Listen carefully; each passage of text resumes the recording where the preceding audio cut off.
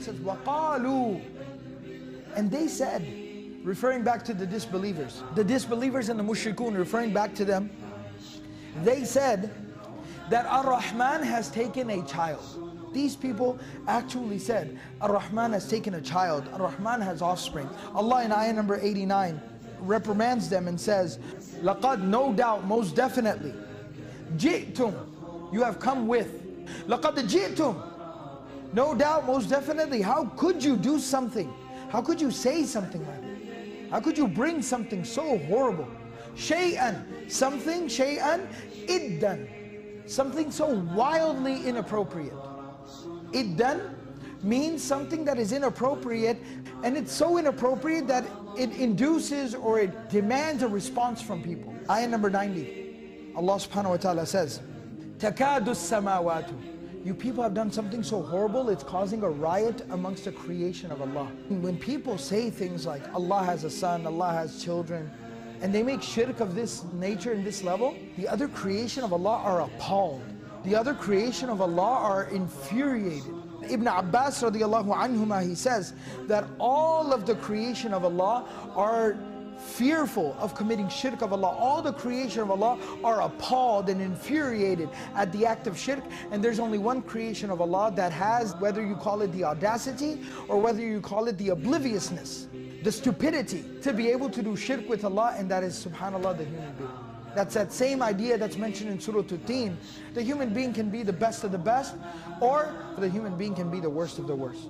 So Ibn Abbas says that the creation of Allah cannot stand the fact that human beings do shirk with Allah. And so what does Allah say? That the sky would completely rip apart due to the shirk that is being done. And the earth would split open and swallow everybody on it out of fury.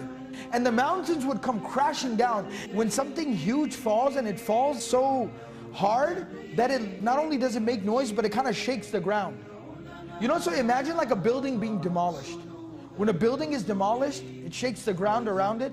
And when it falls and you see that dust flying in all directions for miles, and it's just this chaotic scene, the mountains will come crashing down. So the sky is close to just wanting to rip apart. And all types of things come raining down, falling down from the sky upon this human being. تَنْشَقُّ الْأَرْضُ, the earth wants to just split open and start swallowing these people in. The mountains just want to come crashing down and demolish this human being and everything that this human being lives with. The creation of Allah is so infuriated. How could you do this?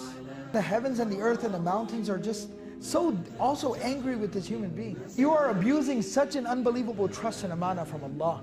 Such a gift from Allah is being squandered away by you.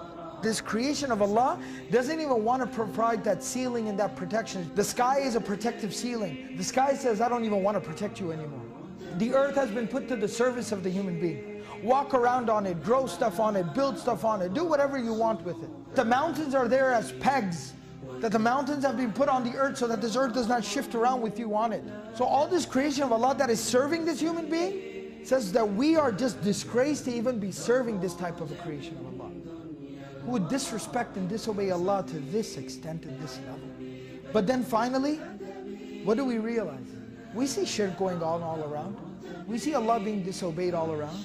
Is the sky ripping open, raining down fire on the people? Is the earth swallowing the people whole? Are the mountains coming crashing down onto people? At the end of the day, they are still so obedient to Allah that while they would like to, and they seek permission from Allah, oh Allah, let us just tear down on these people. Let us crush these people. Allah subhanahu wa ta'ala says no. And they obey Allah subhanahu wa ta'ala to the T. And in that in and of itself is another lesson. Oh human being, look at this creation of Allah. Look how obedient they are. Learn something. Ayah number 91. Why are the heavens and the earth and the mountains so infuriated? Why is all this creation of Allah so angry with this human being? Because they called for Ar-Rahman waladan. Again you have the word Ar-Rahman. The attribute of Allah, Ar-Rahman, Allah being referred to as Ar-Rahman. And it's being mentioned here again that Allah is Ar-Rahman. He's the one that is so abundantly merciful. He has showered His mercy upon these people. And look what these people still do. They still actually go and call out to someone else or something else and say that is the son of Allah, those are the daughters of Allah, those are the associates of Allah. Ayah number 92. And it is completely inappropriate. It is not befitting in any way, shape or form at all for Ar-Rahman that He would take a child. That not only have these people attributed a child to Allah, but the clarification is being made that this is completely unfitting Allah. Ayah number 93, Allah subhanahu wa ta'ala says, no one exists, not a single thing exists, not a single person exists in the heavens and the earth, except that he or she will come to Ar-Rahman. That they will come. You cannot deny the fact that they will come. They will come and they will have to come. How will they come to Ar-Rahman? In servitude, in slavery, as slaves. And this is implicating everyone, each and every single person. So those who in this life and in this world realize that they are the slaves of Allah, those people will, these people will come willingly. They live the life of being a slave of Allah. They'll be pleased to be presented before Allah as slaves of Allah. But then there were also some people in this dunya, in this world, who did not live with this mindset of being a slave of Allah. And guess what? Even these people will on this day have to show up as slaves of Allah. And so we best do it now in this dunya, because it'll make it a lot easier on that day. When it says each and every single person will come as a slave of Allah on that day, that's also making a refutation of that same idea of the Yahud saying that Uzair is the son of Allah, the Christians saying that Isa al-Masih is the son of Allah, the Mushrikun saying the daughters are the banat of Allah, saying no, there is no Ibnullah, there is no Bintullah. Each and every single person will be Abdullah, Abd or Amatullah. Every single person, they will all be Ibadullah, they will all come as slaves of Allah. So now Allah subhanahu wa ta'ala says, most definitely, no doubt, He has fully rounded them up. Everybody's been rounded up. Everybody's on the roster. Everybody's been accounted for. Yeah, nobody's getting away. And then each and every little thing about them will be counted. So not only have they all been rounded up, but every little thing about them will be counted.